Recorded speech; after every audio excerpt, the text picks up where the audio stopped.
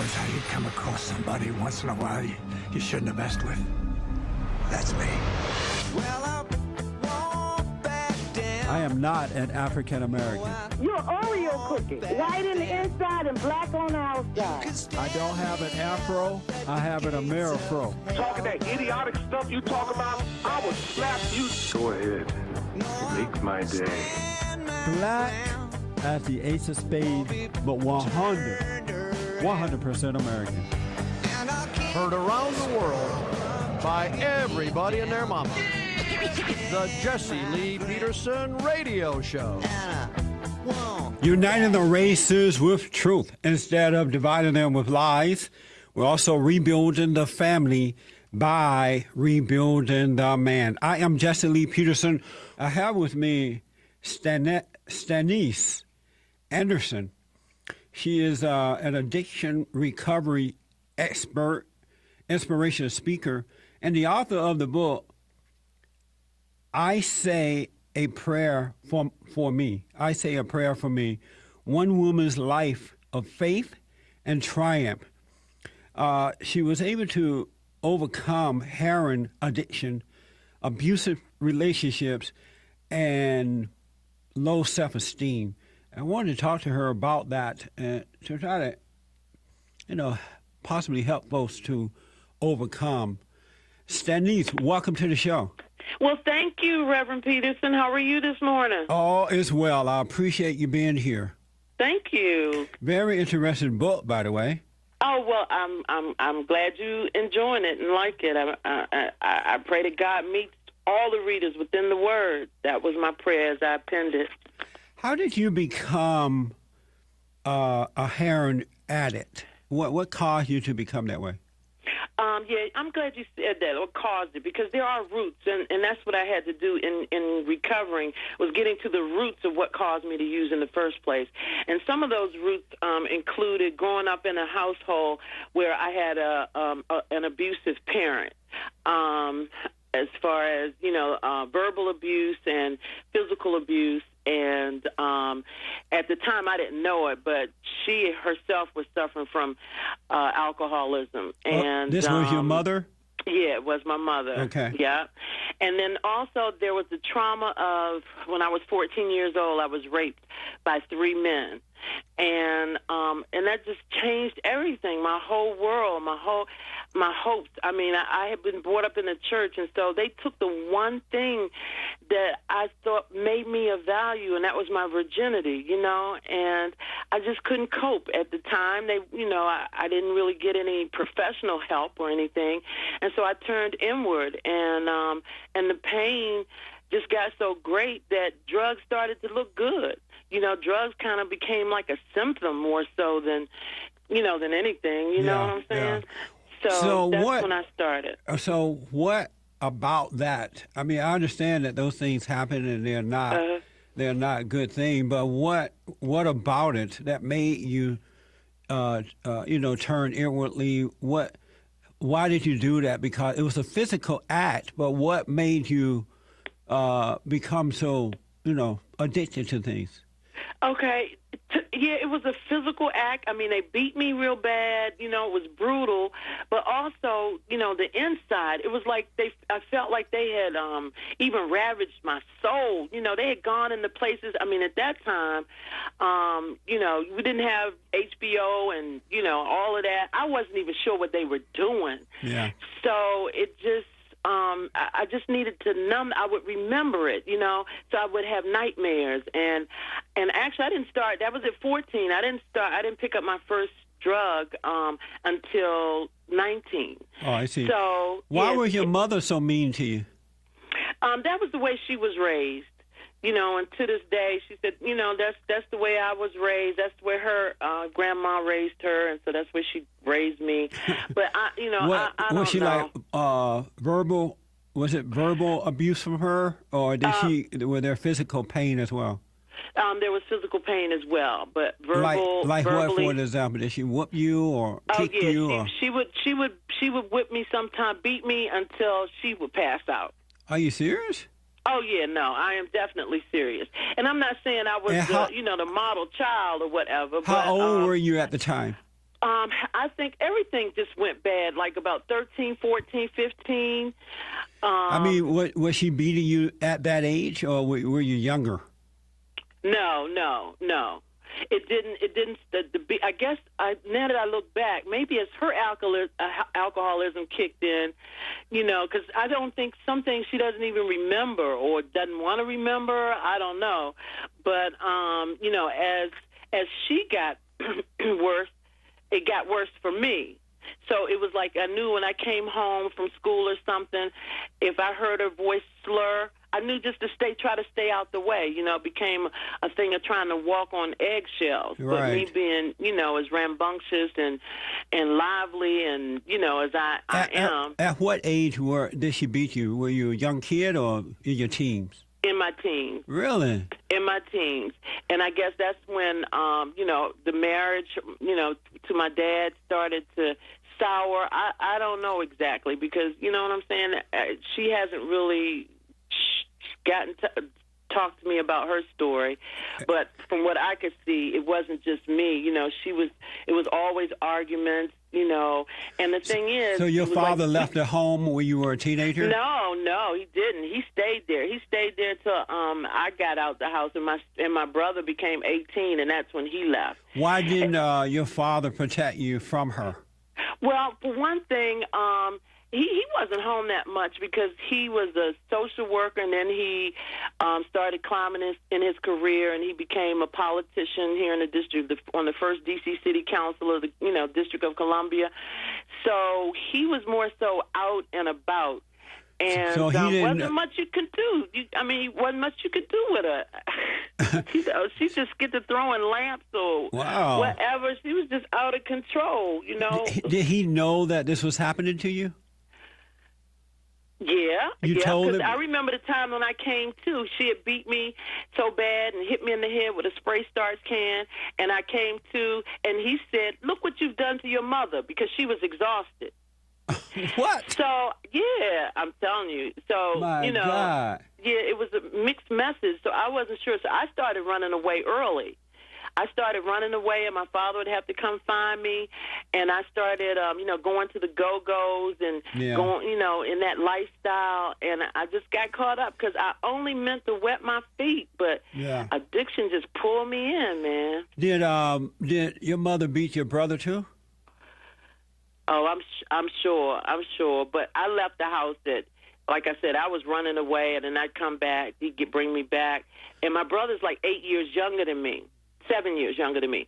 So by the time I got my first apartment, I went away to college, and then I got my first apartment. So I wasn't in the house much, I'm sure if I wasn't there, he got the brunt of whatever. Why haven't you spoken to him about this as an adult? Since now that you understand what was going on. Well, we've talked about it, and it's a lot of it's in the book. I mean, it is a memoir. So those stories, it's over 40 true stories from my life, and that's one of them, that's in the book. So we've talked about it. He had, he became an addict too. Oh, he did.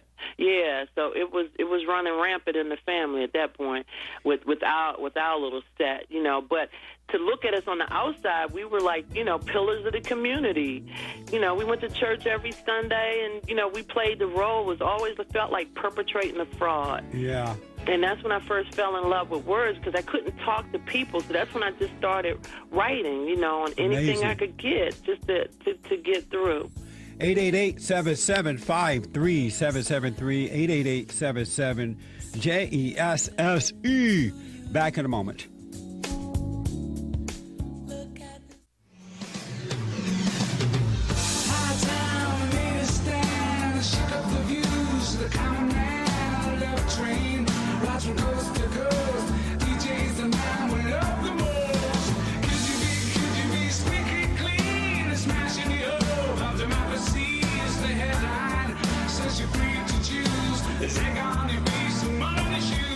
Stanice Anderson is with me, addiction recovery expert, inspiration speaker, and the author of the book, I Say a Prayer for Me, One Woman's Life of Faith and Triumph. Then, Stanice, yes. you write that darkness slowly usurped by normal effects, I guess, personality, creative, and energy desire, and stole my words. What do you mean that darkness stole your words? Oh, wow. I mean, like I said, I'd always been a writer, and you're talking about the article in the Huffington Post right now? Yeah, you're right. Oh, okay, yeah. And I also, so in addition to the addiction piece, and now I've been clean and sober for 28 years, but I also suffer from clinical depression. So, trying to juggle both of them, can be difficult, dealing with them, learning how to live with it. Yeah. And so when I have Are you still suffering from depression? Yeah, I still have that's a clinical diagnosis. Okay. But I'm, working with a doctor and, professionals to help me through, the dark times. Sometimes it's not, recently it just stayed dark for so long. It was like I had a writer's block, but it felt like it was a life block. It seemed like it affected every area of my life. I'm slowly being pulled out of it. That's why I said God is pulling me out, because I'm out of the jungle, but I'm not out of the woods. What does depression feel like? Oh, it feels like a dark cloud is over you. You ask yourself, well, I ask myself questions like, I should be further down the road than I am. Why aren't I? Like, God, do you hear me? What now? And the answers just don't seem to come, So when I try to write, I have these thoughts, and I sit down, and usually before I write, I put on the paper or the screen, "Show me, Lord," and I see it in my head. But then when I try to grab the words, I can't. I can't get it out and onto the paper. Yeah. I mean, even this particular article. I mean, it took me. I'm a regular blogger for them, but it took me like 3 weeks just to write it and to get it right. And I had to really like struggle through it. You cry at the least little thing, and God is with you, but you just, it almost feels like being Jonah in the whale, like spit me up on some shore. You know what I'm saying? Are you on medication right now? Yeah, I do. I take an antidepressant. I do, antidepressant. And does that change? Actually, the doctor just took me off. He just took me off. Yesterday, I went to the doctor, day before yesterday, and we talked about it. And they had changed my dosage while I was on there, and then I had run out of medication. And so he said, well, let's see how you do without it for like the next couple of weeks.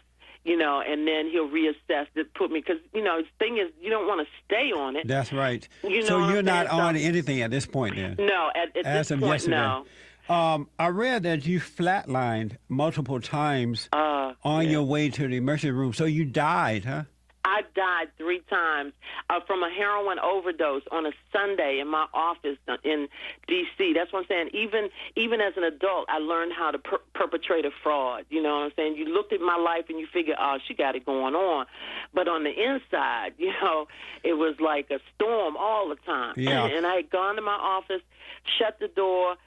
I remember when I cooked up the heroin, because I was an intravenous user, so I used in my hands and my neck, and I remember seeing it, and I thought it looked mighty yellow, which meant it was probably pure. I had stolen it from my then boyfriend, Mm-hmm. who was a dope dealer, and I said to myself when I saw it, I said, you know what, this is a good day to die. I figured, I just knew it was raw when I saw it, and I said I didn't care, because I had tried everything to try not to use, and I couldn't, and I was sick of myself. I was sick of my life. Right. And I only know this story because a woman who happened to come through the office on that Sunday on her way to Europe to get some papers, she saw my keys in the door. Nobody works on a Sunday. She heard my music in my office. She knocked on the door. She couldn't get in. She got the guards. When they found me in that office, I still had a syringe, in my wrist. Wow. Over my desk. I was just out. And, so what does it feel to be? What does being dead feel like? I didn't remember seeing, white light. Yeah, I was going to ask, did you go through the white tunnel? No, did an angel wasn't come? Anything like that. I didn't even know. I didn't even know the paramedics told me. They said on the way to the hospital, I flatlined, and they said when they brought me back, all I said was, I want to live. And they said I flatlined again, and they brought me back, and they said, Miss, we're not praying men, but we were like praying, because you wanted to live. We wanted to see you. That's what we do. And so they said they brought me back, and I said, I want to live.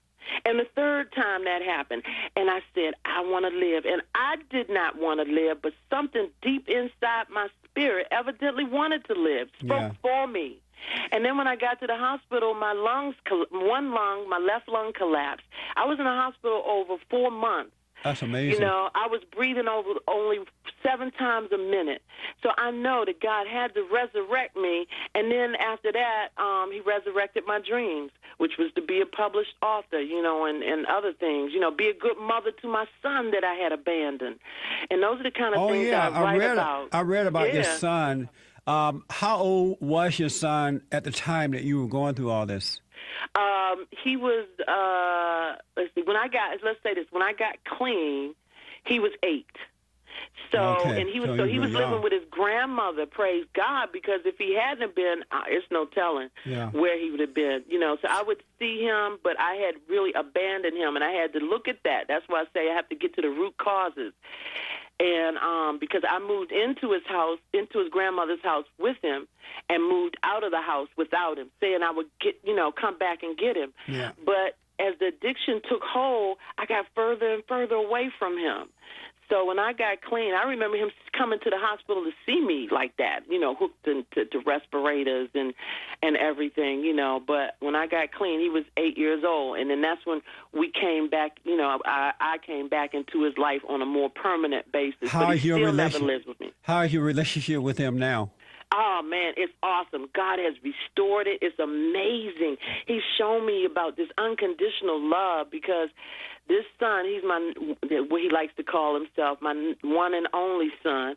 But we just have really a close relationship. And some of his friends don't even understand. They're like, wait a minute, this is the mama that had abandoned you. How is it that you all are this close? I mean, we can talk about everything. And he says that, one thing, she respected me. And even though she was a drug addict, I remember him writing an essay. He's a writer, too. He's a journalist. And he wrote an essay in high school saying he was most grateful for 3 people, and that was me, his grandma, and his dad. And he put me first. And he said he respected me because even though I was a drug addict, I would always call and check on him or come through and check on him. And I never made him come and live with me even after I got clean. I sacrificed my wants for what he needed. And Amazing. He respected me for that. And how old is he now? He is 36 years old. Oh, okay. When I come back from this break, I want to talk about how you were able to overcome, what started the process of overcoming, and also we want to tell the folks how to get a copy of your book as well. Okay. 888-775-3773. Very, very interesting, folks. I believe, without a doubt, that there's nothing in life that you cannot overcome. You can overcome all things. We're going to talk about that. Also, we gotta later we gotta get into this Joyce Zimmerman trial.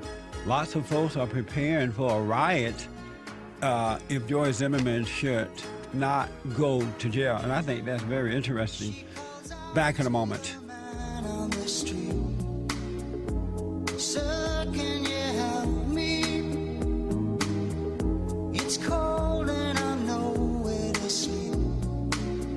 Somewhere you can tell me he walks on. And it can't be wrong. Take the heart and make it strong. You're simply the best. Better than all the rest. Better On Monday, July 15th, this coming Monday, the Black American Leadership Alliance, BALA, will host a march and rally on the National Mall called the DC March for Jobs. The purpose of the march is to oppose all forms of amnesty. No amnesty. To protect American jobs for American workers. The BALA and participant will march to the steps of the Capitol to petition Congress. The Gang of Eight and the Congressional Black Caucus demanded that they protect black labor by opposing amnesty and halting efforts to double legal immigration levels as required under this bill. Go to blackallianceorg.org, blackallianceorg.org for more information. My organization, Bond, the Brotherhood Organization of a New Destiny, is also a sponsor of this rally. I will be there on Monday, if the Lord is willing and the creek don't rise, and I'll be speaking there. I hope to see you there, folks. As a result of me as a result of going to Washington, D.C., I'm leaving on Sunday morning.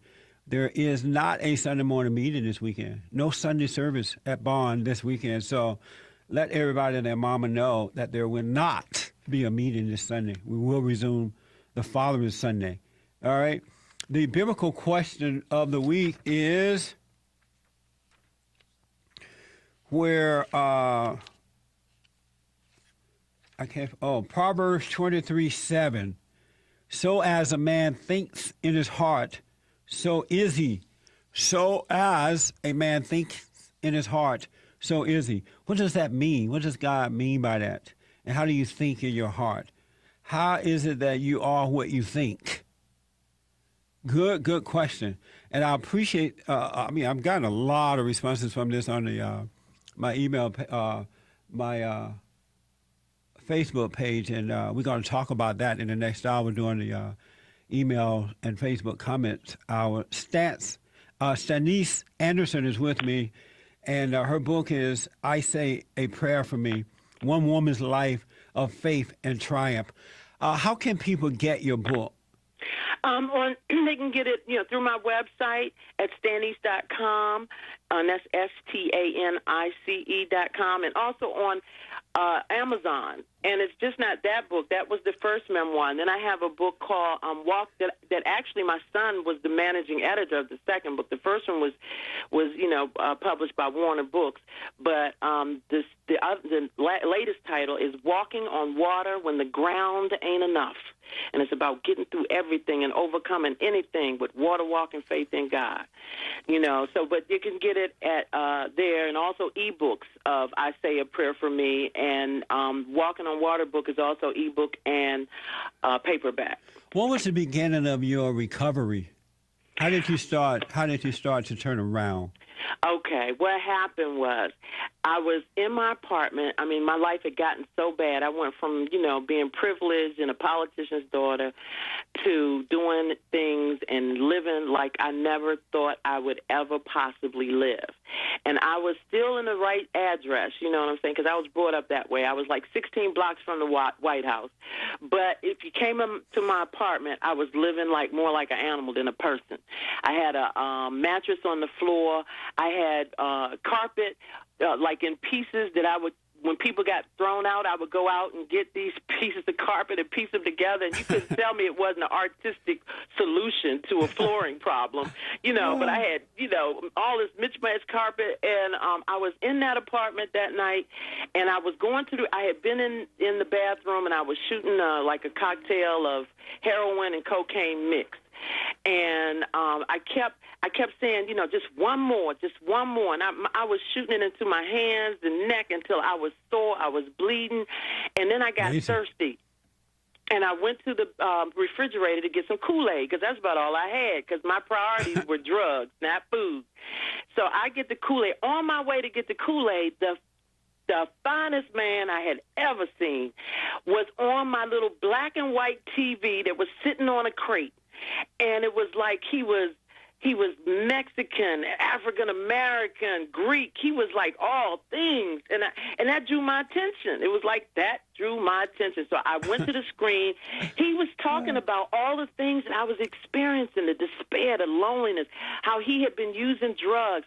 They showed a reenactment of him going to the window and shooting heroin into his neck, and all of a sudden I saw myself. I knew that, oh, my God, you mean I'm just a common, everyday addict? You know, because I figured I had to be something, you know, that in the DSR-4 or whatever. You know, I couldn't just be a common junkie. I mean, after all, look at my heritage, who I came from and whatever. So anyway, I sat down on my mattress on the floor and started listening to him. And I started talking to him. It was almost like, you know, interactive TV before interactive TV, you know. And I was like, you know, who is this? And he said he had a Southern accent. He said his name was Buddy Bird. I'll never forget it. And I was like, well, Buddy, if you are where I am now, what did you do? And he looked at me. Seemed like he did. And he said, I asked Jesus to come into my life. And I figured I tried everything else. I had tried moving. I had tried different jobs. I had tried different kind of therapies. I'm just going to ask. I said, well, what I do? And he said he got on his knees and he asked Jesus to forgive him and to live his life and everything. Buddy said, I was already on the floor, so all I had to do was like turn over on my knees. And I don't know, that night when I did that, that was the beginning, because it was like God was saying, you know, I heard my name for the first time so melodiously, because I had been called Stacy in the street because I didn't want them to know whose daughter I was. And if I said my name, my daddy's name is in it. So, and I found myself trying to tell God, okay, you want to do this for me, what you did for Buddy, but you don't know what I've been through, or you know what I'm saying? I prostituted myself. I've abandoned my son. I did I've stolen. You know, I've done all these things, and it was like everything I was telling God why He shouldn't choose me or allow me to have and this did you start? Did you start to feel better right away? Yes.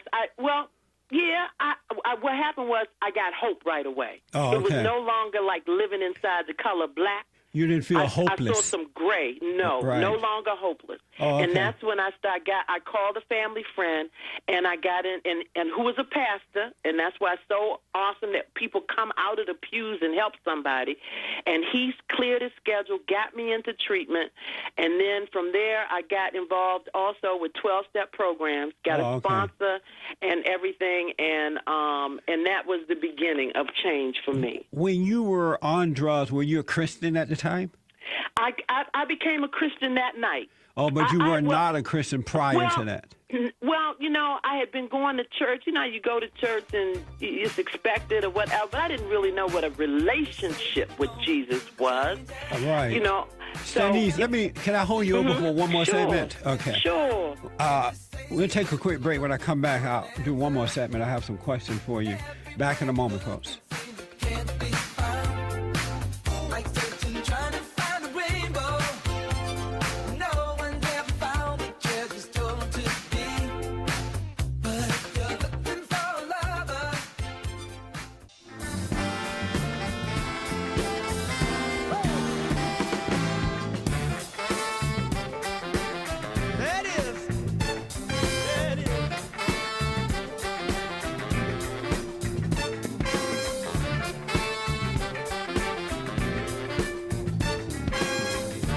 Okay, Facebook emails and Facebook comments are coming up in the next hour, as well as your phone calls. Welcome back to the show. I am Jesse Lee Peterson. Stanice, did you talk to your mother? Have you gone to your mother and talked to her about what she did to you? Yes, I did, and I put that in the memoir too. But how did she respond? Oh man, actually, pretty much, she pretty much hated the book. She hated that, of course, that I was sharing these things. It also meant my brother also was vehemently disliked the book, but your brother disliked the book too? Yeah, because he's in some of the stories. I mean, you know, it's too much personal and private information. That's why. Yeah, and especially, you know, I don't know if I found out later it's not a black thing, but people, you know what I'm saying? Some things you're just not supposed to talk about. You know, these are the secrets, and they were growing like cancer inside me. What did your mother say? What did your mother say when you talked to her about what she had done, the way she treated you? Oh, she said, "Get over it. You 50 years old." That was her response? Yeah, that was her response. She didn't apologize or anything? No, she's never apologized. No, she's never really looked at her part. Amazing. A lot of things she doesn't even think happened or remember happening because she was in a blackout. So she was kind of she did stop drinking. She's not she stopped drinking maybe about 5 years or 6 years after I got clean, and she finally stopped drinking pretty much on her own. Are you close to her now? I'm not close to her, no. Right. Are you close to your father? But I was like with him. I was with her yesterday, helping her with some things. But my father ended up dying, and he died in 1998. But he saw me get clean, and we were able to, you know, establish a relationship. But he had cut me off a long time ago because, you know, I was ruining his reputation. It was like that, you know. So he didn't really. Did he apologize? Did he apologize? Oh, yeah. Let me tell you what he did. I remember going, I was clean maybe about 2 years, and I finally saw him because I hadn't seen him in years. And I would write him letters. He would never respond. I would, you know, cards, but I just kept doing what I had to do, you know, send him birthday cards. And because of time, what happened when you saw him?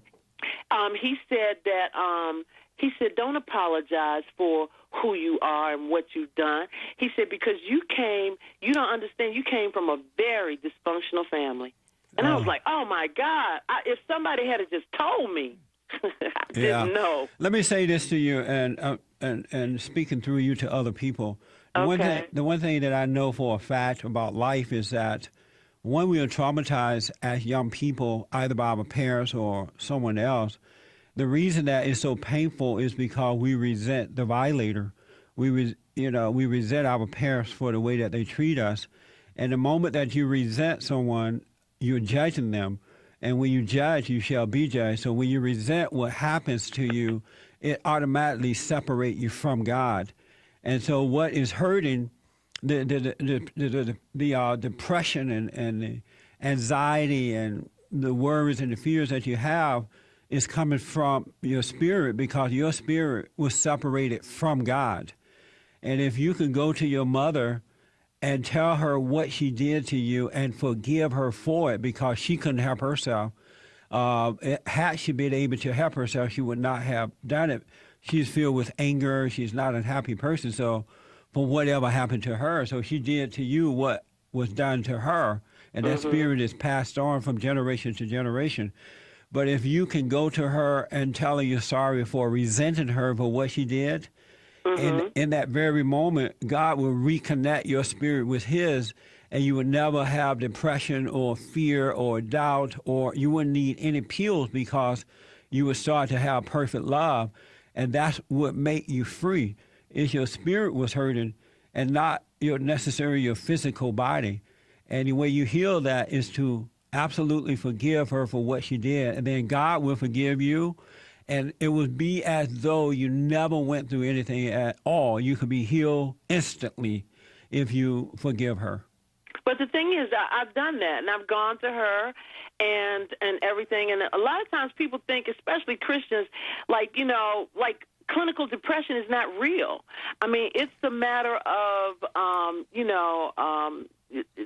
your brain, and it actually, you know, secreting certain things, and, you know, not enough of the other. I know that people are saying that it's the brain, but it's really the spirit being separated from God. It's the spirit, because we are a spirit, right? Created in his image, and that resentment that we have is what separates us. Even if I resented myself, I would be separated from God instantly, and then I would start having all these physical issues going on. And I would go to a doctor, and he would give me some pills telling me that, well, your brains are not functioning well, or is this or that. But I tell you, I went through this thing with my mother, too. I didn't end up in the condition that you ended up in. But when he allowed me to see that I resented her, and as a result, I was separated from him, God. And so when I went back and told I was sorry for hating her, what you did to me was wrong, but I'm sorry for resenting you for it because I become like you, and because we become like who we hate. And so when I forgave her in an instant, well, he had already forgiven, set me free when he showed me that I resented. But that's the healing. That you could be healed just like that as soon as you truly forgive in your heart. Well, I just know that I looked at the fact too that I had these resentments and so forth, and actually I look at resentments as,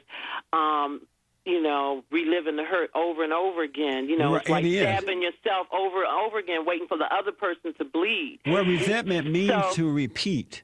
It constantly plays over and over again in your mind, reminding you. But by it playing over, it causes you to judge even more so, and you just get worse in life. But the moment you truly forgive, you don't remember anymore. Okay, well, I've moved on, and I That's know God good. is with me, and I'm doing amazing things for Him and with Him, and you know what I'm saying. Even starting a new a treatment center in St. Vincent and the Grenadines, like the first of its kind. Stanice, what's your website again, real fast? Stanice.com. S as in Sam, T as in Tom, A, N as in Nancy, ICE.com. Thank you so much for coming on. I've enjoyed talking to you. Thank you. And I wish you well. All right. Okay. God bless you. Bye-bye. Thanks. Back in a moment, folks.